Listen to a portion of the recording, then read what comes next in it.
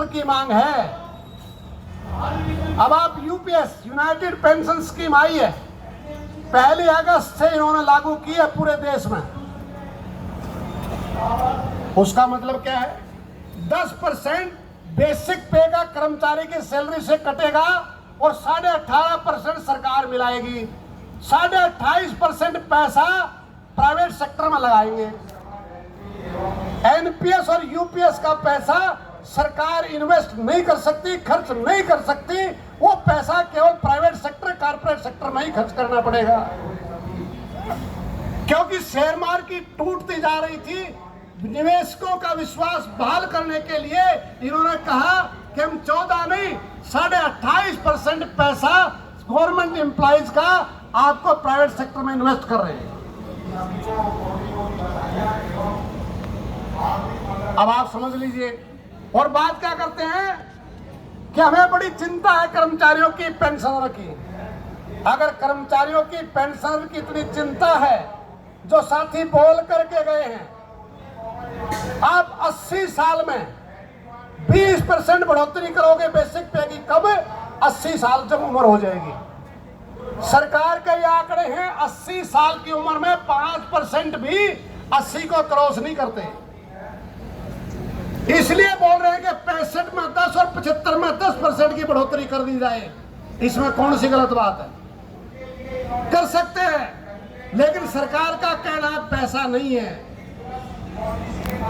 इनको कब तक पेंशन दे? ये तो 80 साल तक भी नहीं मरते, 75-85 तक नहीं मरते कहीं, तो कब तक सरकार इनका खर्चा उठाएगी? अपने पैरों पर खड़े हो बुढ़ापे में। ऐसे भाषण चल रहे हैं। रेल में कुछ फैसिलिटी, सब्सिडी मिल जाती थी, उसकी कटौती कर दी है। बिल्कुल ठीक बात है जो साथी रख रहे थे कि रेट ऑफ इंटरेस्ट 12.5% था जब कमेटी से हमने कराया। आज सेविंग पे भी 6%, 6.25 के करीब है। इसलिए हमारा 11 साल में पूरा हो जाता है। लेकिन कोर्ट में कुछ केस हमारे पक्ष में आया तो उसको भी नेक्स्ट कोर्ट में लेकर के चुनौती दी। अब उनका कहना है कि ये पैसा नहीं है, कहां से पैसा लाएंगे? अब ये पैसा कहां चला गया, इसका भी हिसाब किताब कर लो। अभी हमारे किसान सभा के नेता हैं, सीकर से एमपी है कामरेड अमराराम, उन्होंने पिछले सेशन में सवाल पूछा कि सरकार जब से आई है बड़े पूंजीपतियों के कितने कर्जे माफ किए हैं? तो लगभग 18 लाख करोड़ रुपए बड़े पूंजीपतियों ने जो सरकारी बैंकों से लिया था उसको राइट ऑफ कर दिया। उनके लिए पैसा है और लगभग इतने ही टैक्सों में माफ कर दिया। आज देखोगे जो कहते थे 100 गंज मिट्टी खाते हैं देश को नहीं बिकने देंगे, बोलते थे, आज रेल, तेल, भेल, सेल, बैंक, बीमा, पोर्ट, ट्रांसपोर्ट, एयरपोर्ट सब कुछ बिक रहा है और ये सब अमृत काल में हो रहा है। उसका परिणाम ये निकला कि जो जनता के खून पसीने के टैक्स पेयर के पैसे से, हमारी मेहनत से जो ये सालनी क्षेत्र खड़ा हुआ था, आज कौड़ियों के भाव में उसको बेचा जा रहा है। मैं एक उदाहरण आपको दे रहा हूं, समझ में आ जाएगा। चंडीगढ़ का पावर डिपार्टमेंट 250 करोड़ का प्रॉफिट 1 साल का है, घाटे में नहीं था और पूरे देश में सबसे सस्ती बिजली थी, 2.25 और 4.5 रुपए पर यूनिट।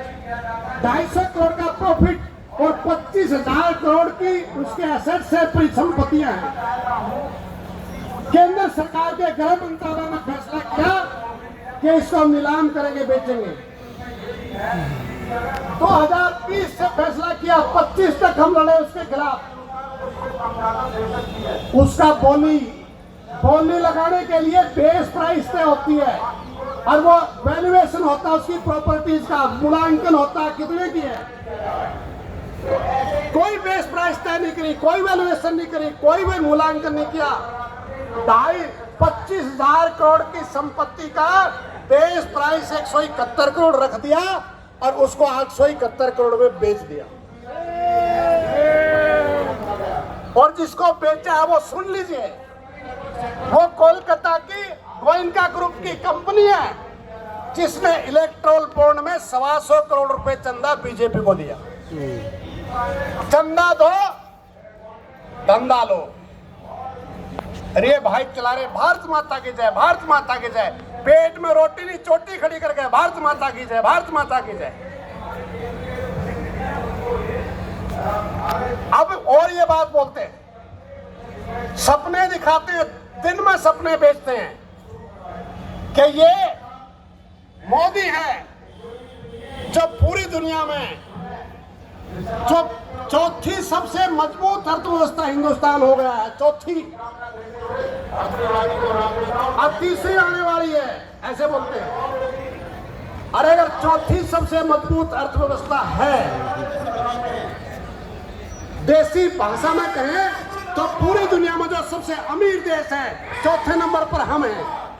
अगर चौथे नंबर पर हम हैं तो 80 करोड़ लोगों को 5 किलो अनाज क्यों दे रहे हो?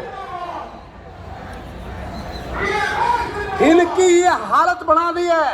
एक नंबर पर अमेरिका है, प्रति व्यक्ति आय समझिए, पूरी दुनिया में एक नंबर पर अमेरिका की में एक व्यक्ति की एक साल की आमदनी 80,000 US डॉलर से ज्यादा है। और हमारी कितनी है? 2601 US डॉलर, 31 गुना ज्यादा है। वो एक नंबर पे, हम 4 नंबर पे हैं, लेकिन प्रति व्यक्ति आय में वो 31 गुना ज्यादा है। 50 साल लग जाएंगे, वहां तक जा नहीं सकते, लेकिन सपने दिखा रहे हैं, बेच रहे हैं। जिस तरीके से कौड़ियों के भाव में बेच रहे हैं पोर्ट को, एयरपोर्ट को, ट्रांसपोर्ट को, बिजली को, सबको, उससे हालत ये बढ़ गई है, असमानता, आर्थिक असमानता बढ़ गई है।